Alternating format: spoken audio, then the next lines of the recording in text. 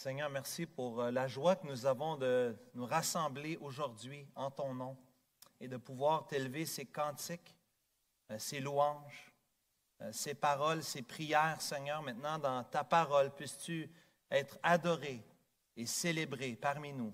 Nous t'en prions en Jésus-Christ. Amen. Je voudrais souhaiter à tous et à toutes la bienvenue, en particulier à nos visiteurs. Bienvenue parmi nous. Et joyeux Noël, que le Seigneur vous bénisse et vous remplisse de la joie et de la paix du Seigneur en ce temps béni, le temps de la nativité. Puis je vous invite de tourner, s'il vous plaît, dans l'Évangile selon Matthieu ce matin. L'Évangile selon Matthieu, on va voir les versets, un verset à la fin du chapitre 1er, mais aussi plusieurs versets au chapitre 2. On fait relâche dans notre série dans Romains, pour avoir la joie de considérer les prophéties. Je suis toujours émerveillé lorsqu'on prend le temps d'étudier la parole de Dieu, de voir comment tout cela se tient. Je le dis souvent, j'aime la Bible, je trouve que c'est tellement bien écrit, ça vaut la peine de lire et d'étudier la Bible, parce que plus on la lit, plus on l'étudie, plus on est impressionné de la grandeur de Dieu et de son plan merveilleux. Et la parole de Dieu, elle est inspirée de Dieu. La parole de Dieu, c'est Dieu qui l'a donnée parce que Dieu voulait se révéler, Dieu voulait se montrer, non seulement qu'il s'est révélé dans la révélation générale, qu'on dirait, dans la nature, mais Dieu s'est révélé aussi dans sa parole de façon spéciale. Dieu s'est montré en son Fils Jésus par la parole écrite, les paroles dites de la part de Dieu. C'est Dieu qui se montre à nous. Dieu se révèle à nous. Quelqu'un veut connaître Dieu, bien montre-lui la Bible. Apprends-lui ce que la Bible dit au sujet de Dieu, parce que Dieu s'est montré dans sa parole. Et nous croyons que la Bible est l'autorité finale en toute matière de vie. C'est l'autorité suprême. Pour nous, les chrétiens, c'est la Bible, c'est la parole de Dieu. Nous croyons que la Bible est inhérente, que la Bible n'a pas d'erreur. Bien sûr que la Bible a été traduite, mais dans les textes originaux que nous avons reçus, cette parole est libre d'erreur.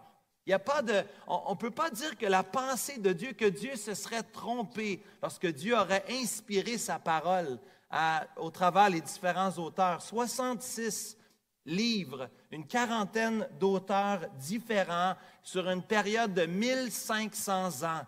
La parole de Dieu a été écrite, nous a été présentée par Dieu lui-même, parce que Dieu veut que nous puissions le connaître.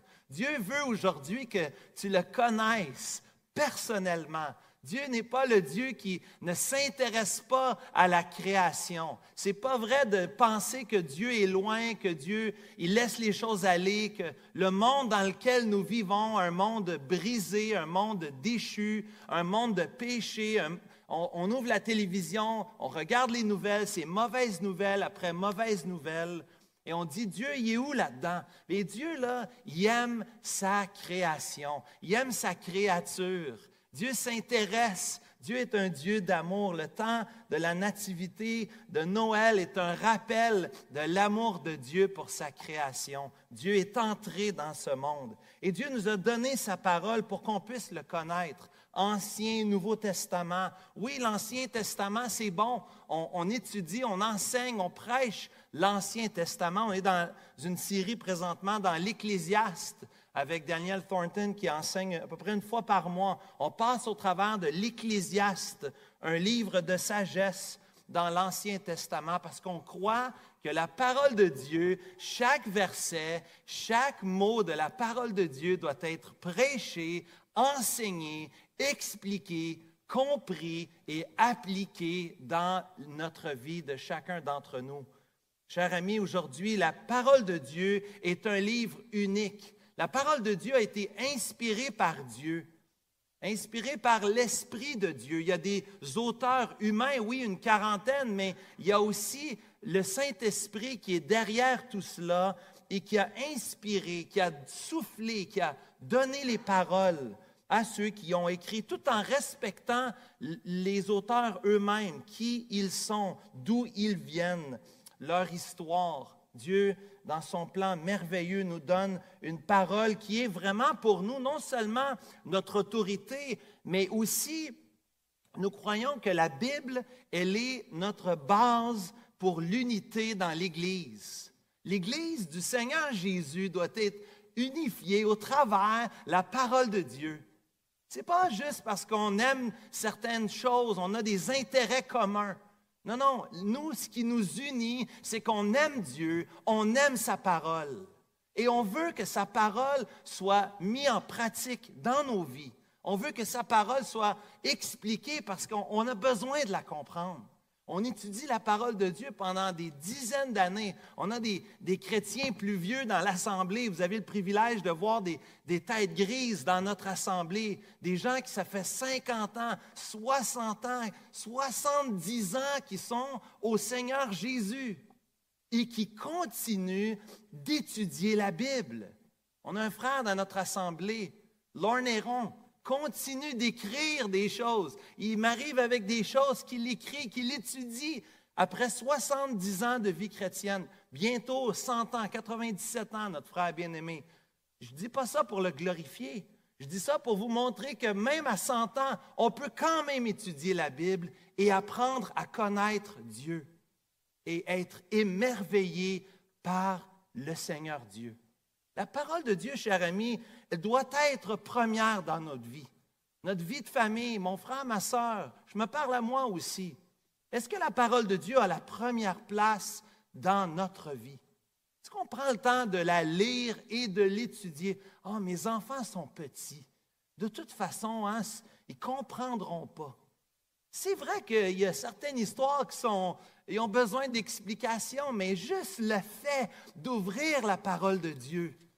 Un de mes amis du secondaire, j'allais à l'école chrétienne à l'Eau-Vive, à Québec, et un de mes amis, dans son témoignage, m'a parlé de ce qui l'a marqué dans son enfance. Son père était propriétaire d'une épicerie, il travaillait des longues heures. Mais il dit, je me souviens, à tous les matins, à 5h30 le matin, mon père avec sa Bible dans le salon, toute seule, en train de lire la parole de Dieu. Il dit, ça m'a marqué. J'allais passer mes journaux, je voyais mon père. Je voyais mon père en train de lire sa Bible, à genoux en train de prier. La parole de Dieu, chers amis, elle est l'autorité dans notre vie. C'est la base de notre unité, c'est la base de notre pratique, de ce que nous croyons, de ce que nous faisons. Lisons-la, résolution pour 2024, plan de lecture 2024, ça s'en vient bientôt. Prenons cette résolution de lire la parole de Dieu. Et aujourd'hui, on veut voir des prophéties. Pourquoi cette introduction? Parce qu'aujourd'hui, on veut voir des prophéties dans l'Évangile selon Matthieu. Vous êtes au chapitre 1er. On va voir 5 prophéties qui sont accomplies dans la venue du Seigneur Jésus. L'année dernière, j'en avais amené d'autres. Voici, il y en a plusieurs prophéties qui sont accomplies en Jésus, mais on va se concentrer aujourd'hui sur celles qui se trouvent dans l'Évangile selon Matthieu. Une prophétie, c'est ce que Dieu annonce à l'avance. Dieu, dans son plan souverain, son plan merveilleux, Dieu non seulement nous enseigne des vérités qui sont intemporelles, des vérités qui sont bonnes pour toujours, mais Dieu veut aussi montrer que la Bible se tient ensemble. Dieu veut montrer que ce qu'il va dire va s'accomplir. Et c'est important pour le chrétien, comme vous et moi, on a besoin de saisir la beauté, l'importance des prophéties qui sont accomplies. Parce que les prophéties, bien-aimés, si certaines prophéties se sont accomplies dans la venue du Seigneur Jésus, dans sa naissance, eh bien, imaginez, les prophéties sur son retour, vont-elles s'accomplir? Bien sûr, Dieu est le même hier, aujourd'hui et éternellement. S'il a fait des prophéties qui se sont accomplies dans la venue de Jésus, les prophéties concernant son retour et la fin des temps vont aussi s'accomplir. Ce qui était d'annoncer d'avance par le Seigneur, Dieu veut avertir Dieu est un Dieu de compassion. La Bible nous présente Dieu comme un Dieu de grande bonté, de miséricorde. Dieu n'est pas le parent qui va juste te donner une tape derrière la tête sans aucune raison. Dieu, si Dieu corrige, c'est parce qu'il a averti. C'est parce qu'il y avait un avertissement qui avait été dit à l'avance dans le but de préparer celui ou celle qui reçoit sa correction. C'est une parole orale, un message divin, une prophétie, que Dieu donne au travers d'un individu, au travers d'une personne, au travers d'un groupe, dans le but de prédire, dans le but de le dire à l'avance. Et lorsque nous voyons des prophéties qui s'accomplissent, nous avons le privilège de voir la grandeur de Dieu. Il y a un auteur qui s'appelle O'Donnell qui a dit « Il n'y a rien de plus évident que les prophéties accomplies. » C'est comme si on mettait nos doigts, comme Thomas, dans les mains du Seigneur Jésus-Christ. Il n'y a rien de plus proche pour affirmer notre foi, pour confirmer que ce que nous croyons, c'est vrai, que de voir des prophéties accomplies. Il le compare à Thomas qui place ses doigts dans les mains, dans le côté du Seigneur Jésus. Rappelez-vous l'histoire de Thomas. Il faut croire comme Thomas, n'est-ce pas? Non, il faut croire sans avoir vu. Heureux ceux qui auront cru sans avoir vu. Eh bien, nous avons les prophéties accomplies en Jésus. Et les prophéties sont importantes, en particulier pour Matthieu. Donc ici, dans l'Évangile selon Matthieu, les prophéties sont importantes parce que Matthieu veut faire la démonstration que Jésus est le roi qui avait été annoncé. Que Jésus est le roi des rois, le Seigneur des seigneurs.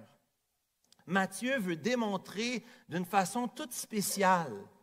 Il veut montrer que ce qui arrive, c'est selon la parole qui avait été annoncée. Il veut montrer cette lignée royale déjà dans Matthieu. Vous êtes dans Matthieu 1, vous voyez avec moi au verset 1er jusqu'au verset 17, vous voyez cette lignée royale au travers la généalogie du Seigneur Jésus. Matthieu veut démontrer que Jésus vient de la lignée de David, qu'il est de cette lignée royale, d'un des rois de l'Ancien Testament. Il veut confirmer qu'il est roi par cette naissance d'une vierge dans les versets 18 à 25.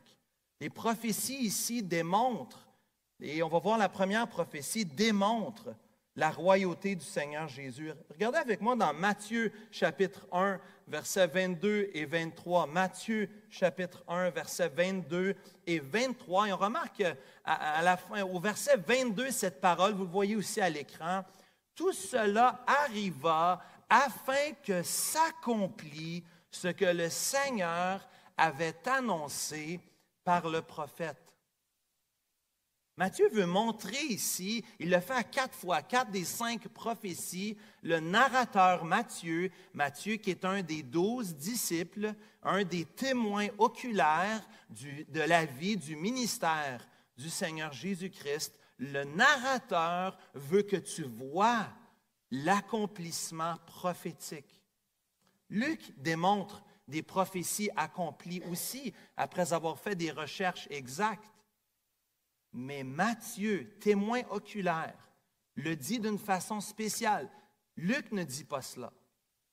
Matthieu met la touche du narrateur pour que tu vois que ce qui se passe, c'est l'accomplissement de ce qui avait été annoncé auparavant. C'est pas rien dire ici. Donc, tout cela arriva à verset 22, afin que s'accomplisse ce que le Seigneur avait annoncé par le prophète, et on voit au verset 23, « Voici, la Vierge sera enceinte, elle enfantera un fils, on lui donnera le nom d'Emmanuel qu'on a chanté ce matin, ce qui signifie Dieu avec nous. » C'est la parole d'Ésaïe, chapitre 7, au verset 14. Initialement, une parole donnée au roi Akaz et à toute la maison de David. Cette prophétie avait un accomplissement temporel à l'époque. Mais cette prophétie avait aussi un regard futur. Voyez-vous, les prophéties, parfois, ce sont des prophéties de près. On fait une prophétie, ça va s'accomplir dans les mois, les années à venir. Mais il y a aussi des prophéties qui sont à longue distance. Ésaïe a écrit plus de 700 ans avant Jésus-Christ. La prophétie que nous voyons qui est accomplie ici dans Matthieu chapitre 1, verset 23, qui est la citation d'Ésaïe chapitre 7 au verset 14, c'est quelque chose qui avait été annoncé 700 ans avant Jésus-Christ. Dieu veut ainsi montrer qu'il avait un plan pour son peuple. Ici, il y a une double réalisation ici de Ésaïe chapitre 7, verset 14. Un peu comme quand on fait des casse-têtes. Je ne sais pas si vous avez déjà fait des casse-têtes. Il existe certains casse-têtes. Moi, j'ai des gros fans de casse-têtes chez nous. Les voisins au premier étage, ils aiment beaucoup les casse-têtes. Ils ont toujours un casse-tête en production. Des fois, on s'amuse, on prend une tasse de thé avec eux et on essaie de faire quelques morceaux, mais on n'est pas des experts, vous comprenez. Mais il y a des casse-têtes, je ne sais pas si vous avez déjà vu ça, qui ont deux côtés. Vous avez déjà vu ça? Un casse-tête d'un côté, souvent pour les enfants, puis de l'autre côté, il y a aussi un casse-tête. C'est comme s'il y a deux possibilités au même casse-tête. Imaginez si vous aviez une table en vitre et que vous regardiez par en dessous de la table, une fois le casse-tête complété, et par-dessus, vous verriez deux images, deux réalités. Et ici, il y a des réalités comme la prophétie dans Ésaïe chapitre 7 au verset 14 qui s'accomplit, oui, à l'époque, mais si on se met debout par-dessus la table, on voit une deuxième image. Et c'est celle-ci que nous voyons accomplie dans Matthieu chapitre 1, versets 22 et 23. Vous remarquez ici, une fois de plus, l'emphase au verset 23 sur la Vierge. Oui, le Seigneur Jésus est né d'une Vierge, de la conception miraculeuse, de l'action du Saint-Esprit. Et la parole de Dieu, le message de l'Évangile, nous vient par un Sauveur né d'une Vierge, pour avoir cette fameuse double nature, la nature divine et humaine. On a parlé de ça la semaine dernière. Mais remarquez aujourd'hui, dans Matthieu chapitre 1, verset 21, la mention du nom du Seigneur Jésus. Savez-vous ce que veut dire le nom Jésus? Que veut dire le nom Jésus? Quelqu'un peut m'aider avec ça aujourd'hui. Que veut dire le nom Jésus? Sauveur. Emmanuel, ça s'en vient. Sauveur, hein? Celui qui sauve. C'est Dieu qui sauve. Cela nous parle de la mission du Seigneur Jésus. Jésus a reçu un nom avec un but précis. Il avait une mission à accomplir ici-bas sur terre, venir sauver son peuple de ses péchés. On voit aussi le deuxième nom, Samuel l'a dit au verset 23, Matthieu 1, verset 23, vous voyez le deuxième nom de notre Dieu, de notre Seigneur, le nom d'Emmanuel, qui signifie Dieu avec nous. Le nom Emmanuel, le nom de notre assemblée, fait référence ici à l'identité du Seigneur Jésus. Donc, si on parle de Jésus comme son nom étant sa mission, ici, Emmanuel, c'est l'identité plutôt du Seigneur Jésus. Il est Dieu. Il est Dieu qui est venu parmi nous. Nous avons beaucoup de raisons en ce temps de Noël de célébrer le Seigneur Jésus, de célébrer le Dieu Père éternel et le Saint-Esprit, le Dieu trinitaire que nous aimons, que nous servons, que nous adorons, est bien à l'œuvre ici dans la scène de la Nativité.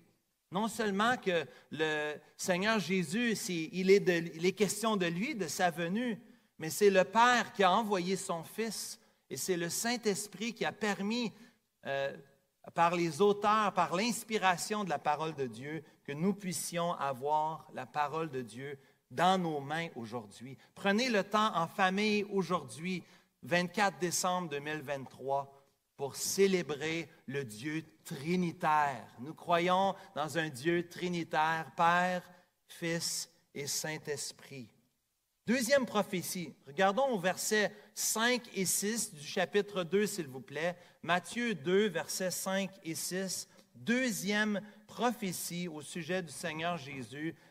Ils lui dirent à Bethléem en Judée, car voici ce qui a été écrit par le prophète. Deuxième mention ici, voici ce qui a été écrit par le prophète. Et toi, Bethléem, terre de Juda, verset 6, tu n'es certes pas la moindre d'entre les principales villes de Juda, car de toi sortira un chef qui paîtra Israël, mon peuple. C'est une prophétie qu'on trouve au début du chapitre 5 de Michée, une prophétie ici qui est annoncée au sujet de la ville de Bethléem. Une prophétie qui nous parle d'un lieu particulier où devait naître le fils du roi, qui venait de Bethléem. À part le Seigneur Jésus, quelqu'un qui voudrait m'aider avec ça aujourd'hui, qui venait de Bethléem? David, n'est-ce pas? Le roi David vient de Bethléem. Ici, encore une fois, un peu comme mon casse-tête de deux visions, là. Encore une fois, ici, il y a celui qui était annoncé, David, qui venait d'Éphrata, de Bethléem, Éphrata. Eh bien, aussi, le Seigneur Jésus vient de cette lignée. Il est né à Bethléem.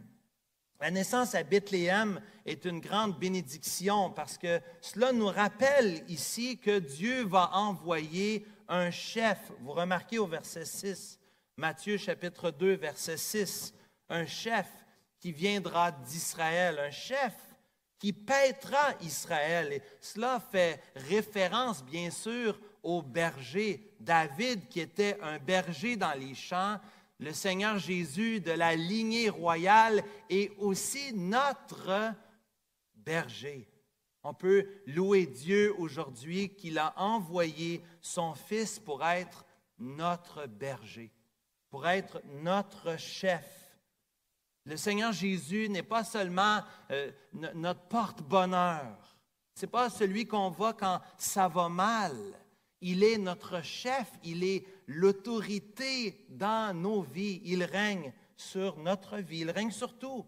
Il règne sur ta vie familiale, sur ta sexualité. Il règne sur ton travail même. Quand tu ne travailles pas pour ton patron, tu travailles pour ton patron et surtout pour le Seigneur Jésus qui est ton chef, qui est ton patron par excellence. Le Seigneur Jésus est celui qui règne sur toi. Il règne sur l'univers, il règne sur le monde, il est le chef. Et pour nous les chrétiens, il est notre pasteur. Le Seigneur Jésus est notre pasteur, le grand pasteur par excellence. Jésus vient à Bethléem, il accomplit cette prophétie qui avait été annoncée, encore une fois, longtemps d'avance, non seulement de naître d'une vierge, mais ici de naître à Bethléem. Sans vous donner un paquet de statistiques ici, l'effet ici est un effet qui augmente. Plus il y a de prophéties qui s'accomplissent, moins il serait probable que cela ne soit pas arrivé et que ce ne soit pas le Seigneur Jésus qui il dit être. Il y a tellement de preuves, les amis, il y a tellement de différents prophètes qui ont écrit à différents moments et qui ont prophétisé des choses différentes et complémentaires et que tout cela s'accomplisse dans la personne de Jésus. Les chances que cela ne soit pas vrai, bien-aimé, cher ami qui m'entend aujourd'hui, sont infiniment petites.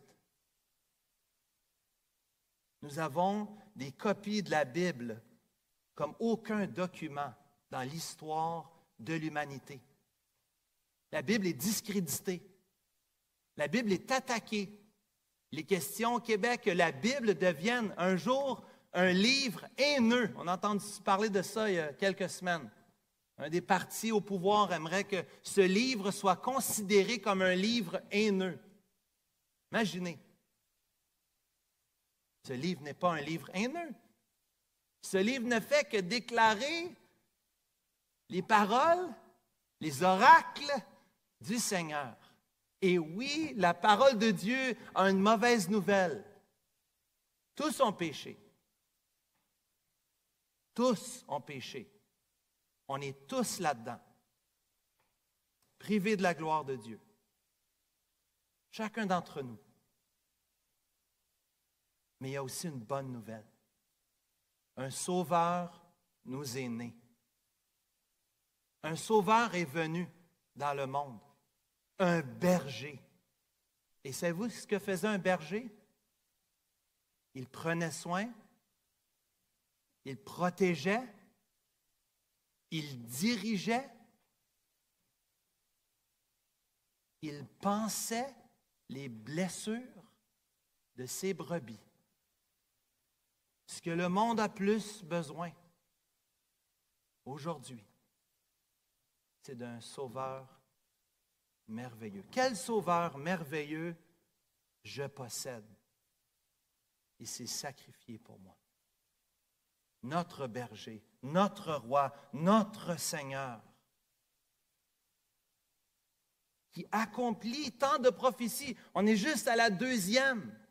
C'est quoi la probabilité, cher ami? C'est quoi la probabilité que cela s'accomplisse dans la venue d'une personne? Regardez la 3e prophétie, Matthieu 2, verset 15. Ici, les prophéties 3 à 5, ce sont des prophéties qu'on dit de type ou de typologie, où Jésus devient celui qui s'identifie avec le passé. Vous allez comprendre. Matthieu 2, verset 15.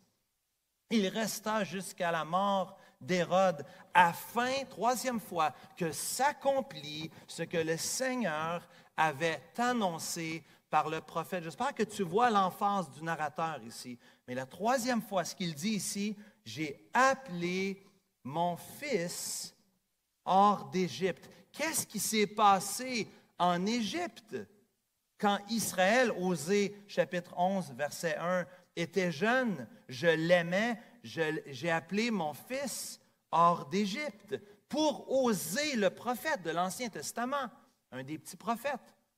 Pour Osée, le fils, c'est le peuple de Dieu dans l'Exode qui sort d'Égypte. Rappelez-vous comment le peuple d'Israël était sous l'oppression lorsqu'ils étaient persécutés par les Égyptiens.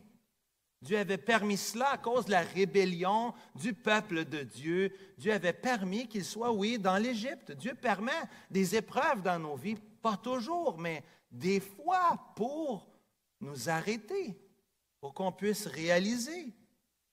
Et pour Osée ici, le Fils, c'est le peuple de Dieu dans l'Exode qui sort d'Égypte. Mais pour Matthieu ici, Matthieu prend cette parole dans Osée et l'applique au Seigneur Jésus, guidé par le Saint-Esprit.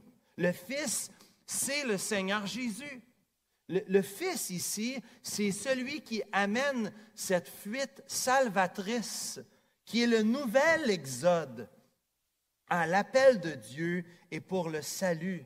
Parce que l'exode, le but que Dieu avait utilisé l'exode d'Égypte, c'était pour sauver son peuple. Bien, Jésus est celui qui vient apporter le salut, celui qui sauve son peuple de ses péchés.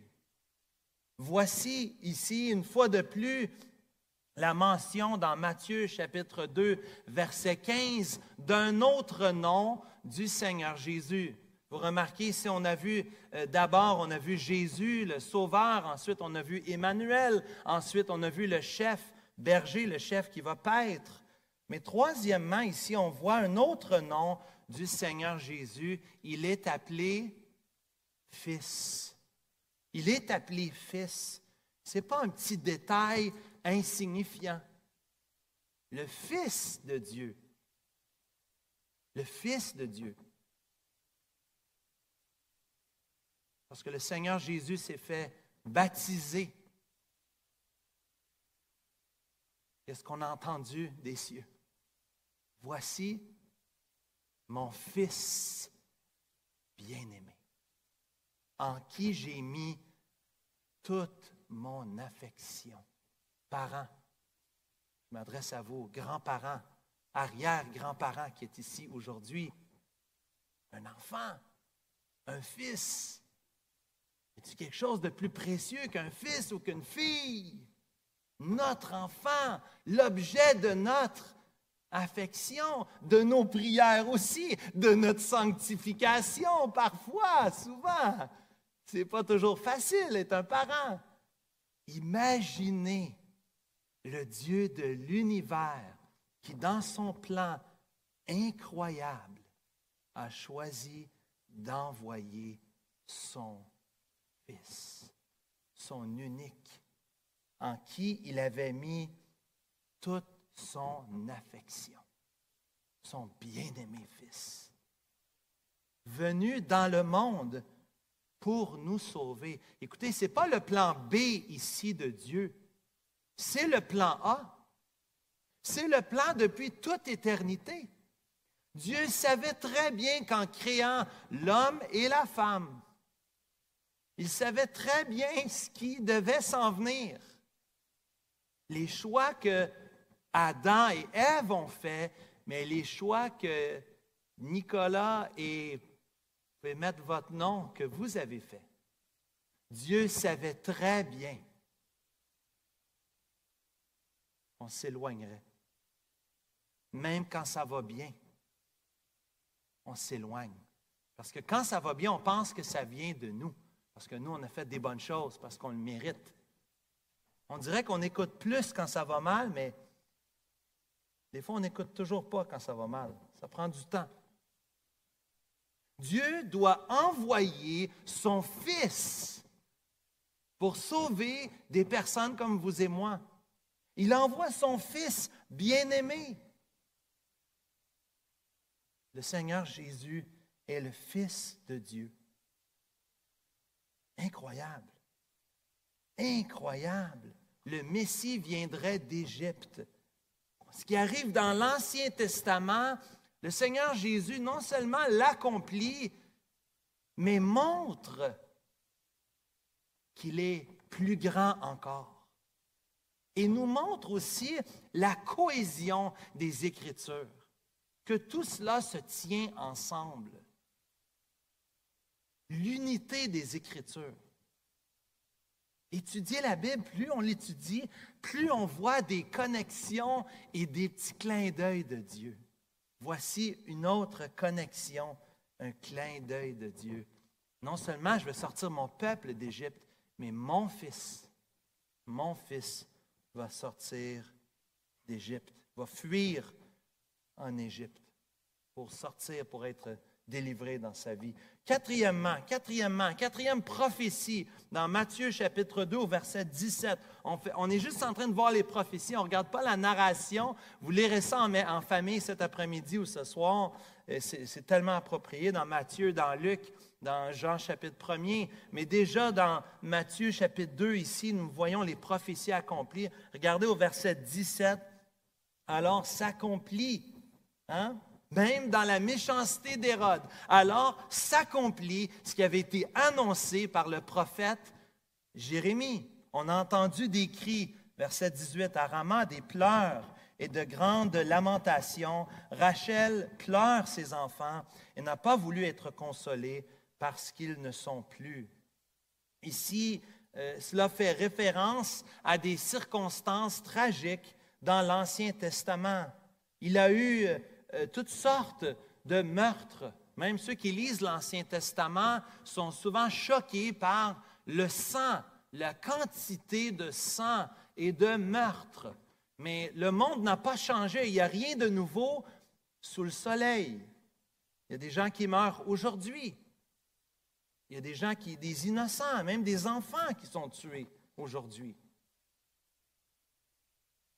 On entend des cris à Rama, Jérémie chapitre 31, verset 15. On entend des cris à Rama, des lamentations. Rachel pleure ses enfants avec ses larmes amères. Elle refuse d'être consolée sur ses enfants car ils ne sont plus. Pharaon, ici, dans Exode chapitre 1, verset 22, avait donné l'ordre à tout son peuple, « Vous jetterez dans le fleuve tout garçon qui naîtra, et vous laisserez vivre toutes les filles. » Pharaon, se sentant menacé, a voulu éliminer la menace possible en tuant les enfants des Israélites. les fils des Israélites. Et on connaît l'histoire de Moïse, n'est-ce pas, qui a été sauvé miraculeusement. Eh bien, ici, ces pleurs qu'on entend en Rama font référence à Hérode ici. Notre ami Matthieu nous montre ici que c'est un peu comme un clin d'œil, comme un type de l'Ancien Testament. En effet, Pharaon avait tué ses enfants. Eh bien, une fois de plus, des enfants sont tués, des enfants innocents qui sont tués au 1er siècle, lors de la venue du Seigneur Jésus, parce que Hérode, se sentant menacé, veut éliminer la menace pour son trône. Il semble qu'Hérode avait non seulement tué les enfants, mais il avait fait tuer sa propre femme et ses fils, parce qu'il avait tellement peur qu'il prenne sa place. Un homme méchant. Jésus s'identifie non seulement avec l'Exode, mais Jésus s'identifie aussi avec l'exil, dans des circonstances tragiques. Jésus est venu dans un monde, on dirait en anglais, messy. Un homme de pécheurs et de pécheresses, un monde rempli de péchés. Dieu rentre là-dedans. Et même dans sa naissance, on voit ces circonstances tragiques à Rama. Cette mort injuste des plus petits à cause du péché d'un homme. Jésus vient accomplir la prophétie. Un clin d'œil à l'Ancien Testament. 5e et dernière, celle-là est un peu plus difficile parce que Matthieu 2, verset 23, il n'y a aucune mention de Nazareth dans l'Ancien Testament ou du Nazaréen. Cette idée-là ne se trouve pas dans l'Ancien Testament. Est-ce que c'est une prophétie que l'Écriture ne nous rapporte pas, ou plutôt l'emphase qu'on voit dans Ésaïe chapitre 53 au verset 3, que le Seigneur Jésus vient d'un monde méprisé, vient abandonné par les hommes, homme de douleur, habitué à la souffrance, semblable à celui dont on détourne le visage. Nous l'avons dédaigné, nous n'avons fait de lui aucun cas. Certains vont faire référence ici à la venue du Seigneur Jésus qui vient d'un endroit bien ordinaire. Nazareth serait l'illustration qui vient de nulle part. Il vient d'aucun lieu, il n'est pas parmi les grands de l'époque, il n'est pas né dans la royauté, dans la bourgeoisie, dans ceux qui ont de l'influence. Au contraire, c'est un homme, il vient d'un endroit ordinaire. La Bible nous dit que le Seigneur Jésus n'avait même pas de lieu où reposer sa tête. Son père est un charpentier, travail ordinaire, un gars ordinaire, mais avec lequel Dieu a fait des choses extraordinaires. Nathanaël, dans Jean 1, 46, dit « Peut-il venir de Nazareth quelque chose de bon? » Il n'y a rien de bon qui vient de Nazareth. C'est tellement ordinaire. Même les disciples, c'était la phrase commune, la phrase de l'époque, ordinaire. Mais pourtant, Matthieu 2, verset 23, guidé par le Saint-Esprit, Matthieu nous dit, afin que s'accomplisse ce qui avait été annoncé par les prophètes, il sera appelé Nazaréen, probablement dans le sens qu'il vient d'un lieu ordinaire. Le Seigneur Jésus quitte le trône du ciel. Il quitte le trône par excellence. Il quitte la présence de Dieu dans l'éternité, la gloire, la magnificence. Il prend la forme d'un serviteur. Il naît dans une crèche. L'humiliation ici est totale. Même venir sur la terre, il aurait pu avoir un peu de confort, un peu de sécurité, de bien-être. Il aurait pu naître au Québec quand même, hein? Une sorte de bonnes choses ici. Non. Jésus vient dans un monde de péché, d'un endroit bien ordinaire, parce qu'il a un plan qu'il veut accomplir pour la gloire de Dieu et pour le salut d'un peuple nombreux, pour notre salut aujourd'hui. Chers amis, en terminant aujourd'hui, les preuves internes. Ici, on parle d'une preuve interne de l'inspiration et de l'autorité de la Bible. une preuve interne dans la Bible, c'est que la Bible se cite elle-même. Et que la Bible nous montre des prophéties annoncées des centaines d'années auparavant qui s'accomplissent au détail près dans la venue du Seigneur Jésus. Cela nous démontre aujourd'hui la cohérence de la Bible.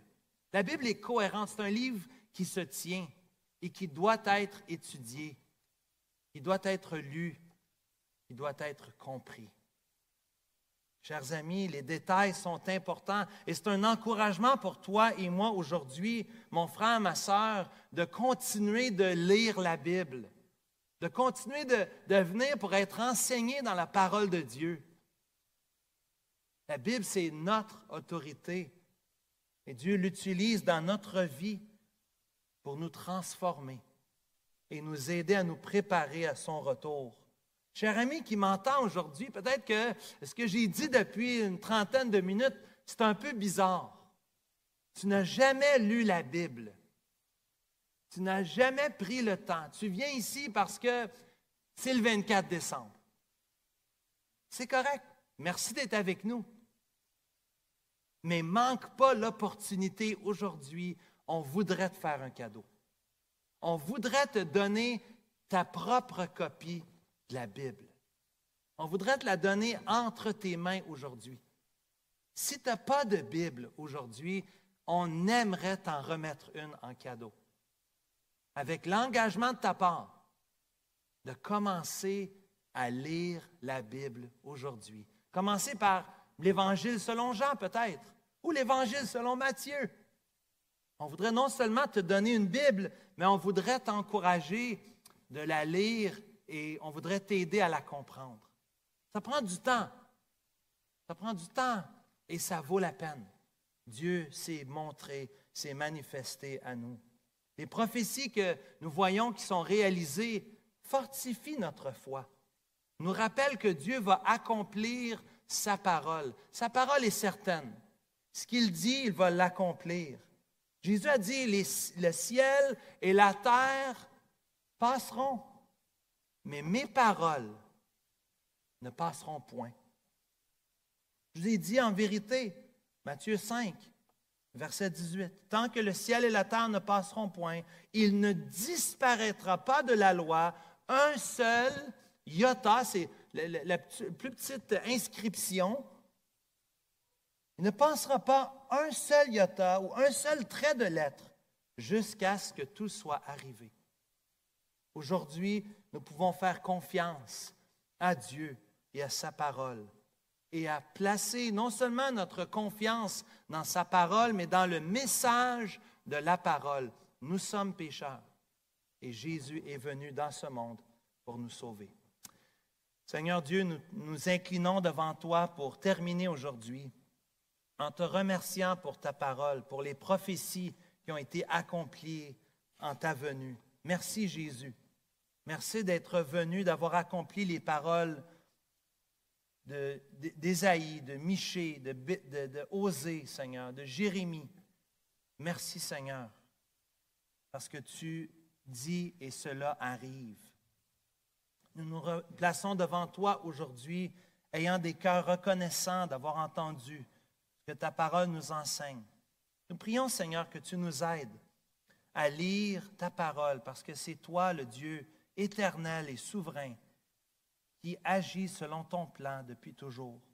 Nous te remercions, Seigneur, pour chaque personne ici aujourd'hui. Nous prions spécialement pour ceux qui ne reconnaissent pas encore la royauté du Seigneur Jésus. Nous prions, Père, qu'avant de quitter ce lieu, qu'ils puissent se tourner vers toi, se repentir et placer toute leur confiance en Jésus-Christ. Père, merci pour l'Église, la famille de l'Église Emmanuel. Nous te remercions, Jésus, d'être venu nous sauver et de nous avoir donné bien plus que nous pourrions jamais l'imaginer. Nous te bénissons ensemble aujourd'hui par Jésus-Christ. Amen.